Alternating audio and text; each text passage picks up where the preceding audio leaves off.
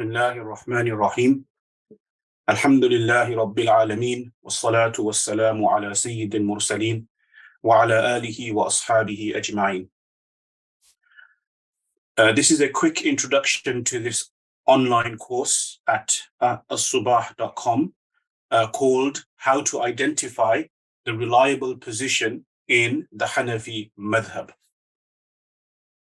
This is a question that students of Hanafi Fiqh often have when they are studying, and not just students, but teachers as well, who haven't learnt of this subject. They often wonder, how do we know which view is the reliable view when they come across multiple different views, maybe across different books, or even within the same book, multiple different opinions are mentioned? How do we, as followers of the Hanafi Madhhab, know which view is the reliable one? And not only that, but is it even necessary? Do we even need to know which view is the reliable one, or are all of them fair game? Can we just follow any view? And if it's the case that we have to identify a reliable view, then why is that? And what's the reasons for that? Okay, so that's the premise of this course.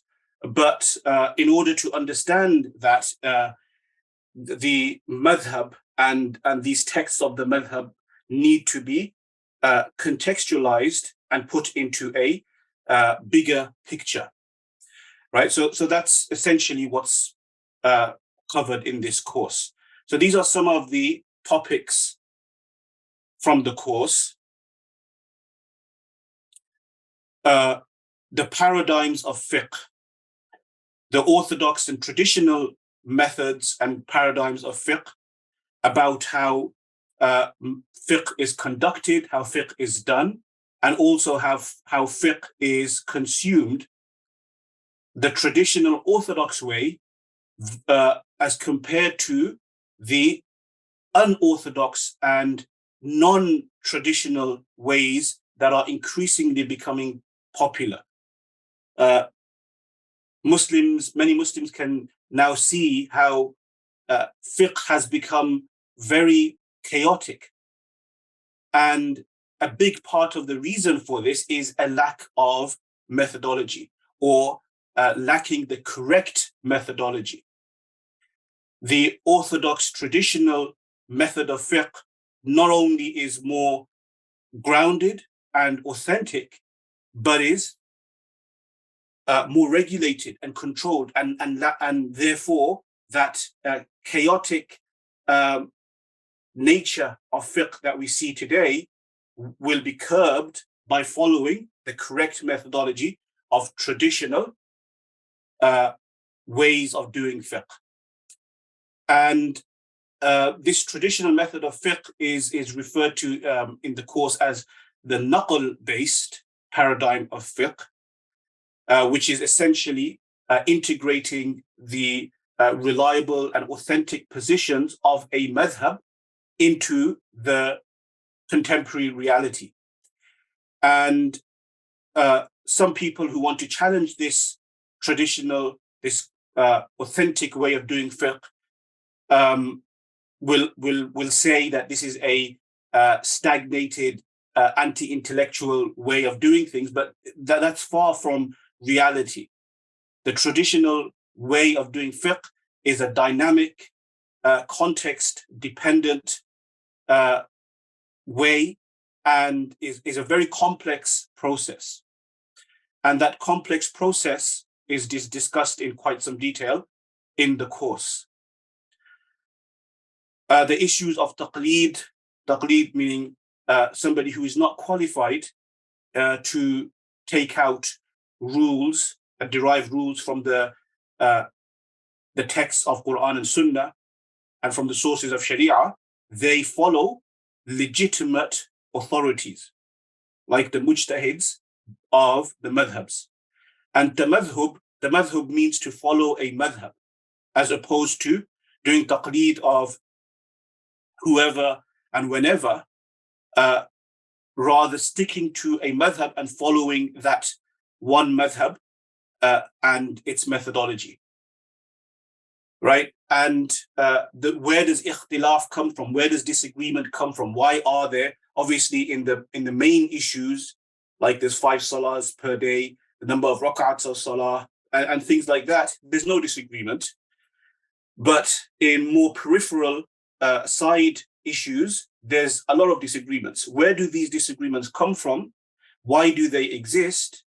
And what is our obligation in dealing with them?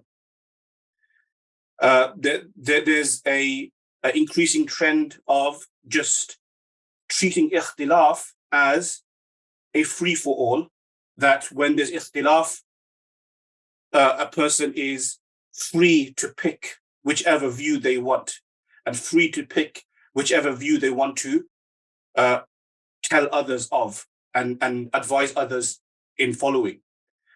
This is part of the reason why there's this chaotic way of doing fiqh today, because people are engaging in this type of activity, right? And this is not acceptable according to the traditional model of fiqh and according to the authentic way in which fiqh should be done, as is discussed in the course.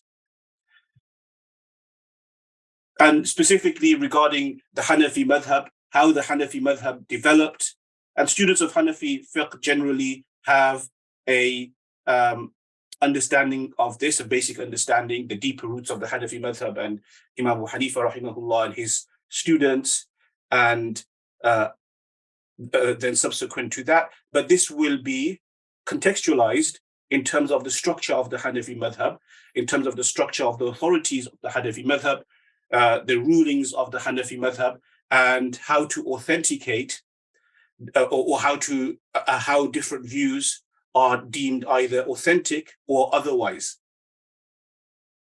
and where authority lies in the Hanafi Madhhab, right? And the importance of avoiding invalid taqleed, right? So just like there's invalid and incorrect and unjustified ijtihad, where people who are not qualified claim to be doing ijtihad, ijtihad meaning applying their mind to the sources of Sharia directly and taking out rules when they are not qualified to do that.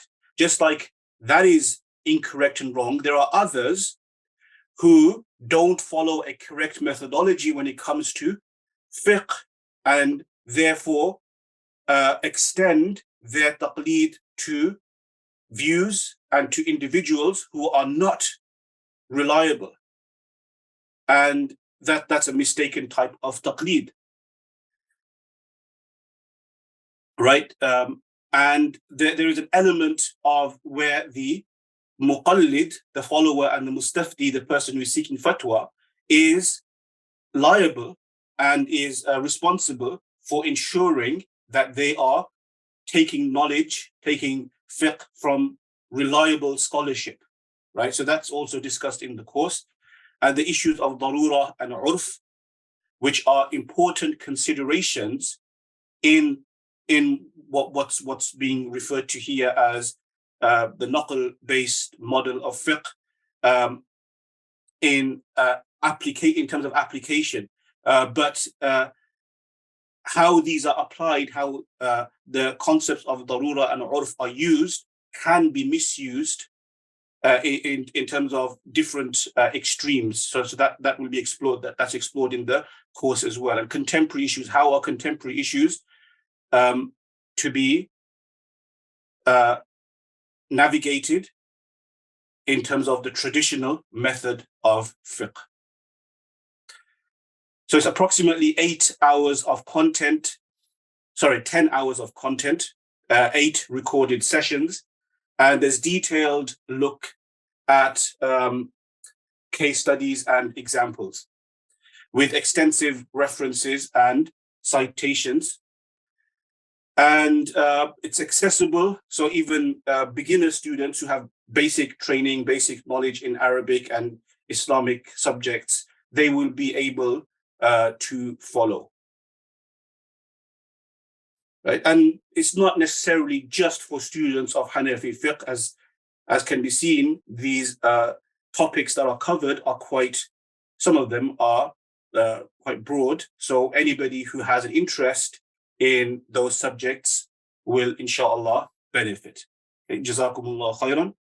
سبحانك اللهم وبحمدك أشهد أن لا إله إلا أنت أستغفرك وأتوب إليك. السلام عليكم ورحمة الله وبركاته.